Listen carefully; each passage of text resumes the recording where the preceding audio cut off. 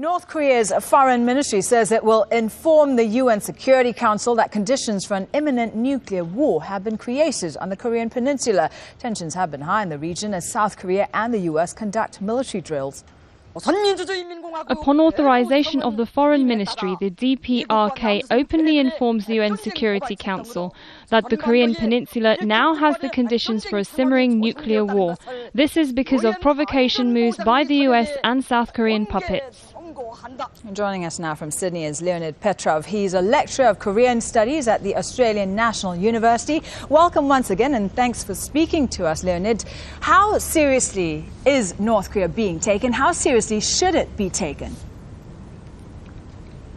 Well, North Korea understands that it is still at war with the United Nations, with South Korea, and the regime explains to its people that they're still at war with the whole world, and the only support comes from China and probably from Russia and other strategic but former allies. So North Korea feels itself a very sensitive situation, that it's apparently cornered, it's intimidated, the double standards being applied against North Korea, the international sanctions and more resolutions which impede its ability to trade and being diplomatically recognized. So what North Korea is trying to do is to explain to its own people the reason for this abysmal economic situation. The regime wants the people of North Korea to be consolidated behind its young leader Kim Jong-un, but at the same time Pyongyang sends the message across the Pacific that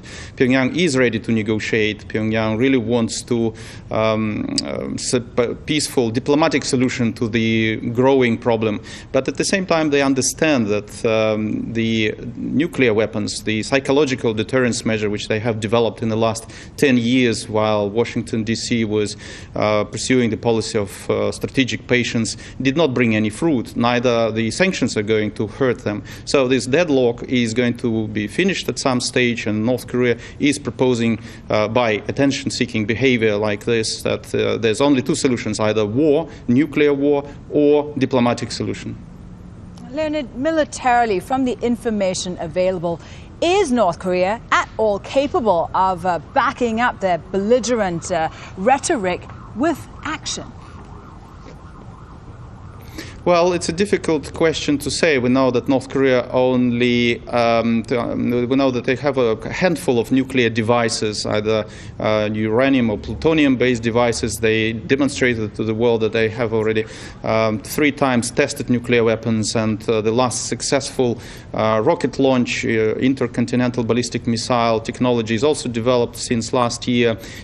Technically, they're capable to attempt to strike back, for example, but I don't think they're going to attack first, and definitely not in the United States. It's too far away, and the precision of their delivery mechanisms are not that great at all. But South Korea is the hostage of this situation. If something happens between North Korea and the United States, definitely Seoul, the capital Republic of Korea, is going to suffer first. It's only 40 miles south of the demilitarized zone, and North Koreans would need any nuclear weapons or weapons of mass destruction, because simply the conventional weapons, the mortars, would destroy half of its population. And we know that the cost of new war on the Korean peninsula is going to be horrendous: 1 million people per day and $1 billion per day as long as this war is going to continue. So no one is interested in the open hostilities.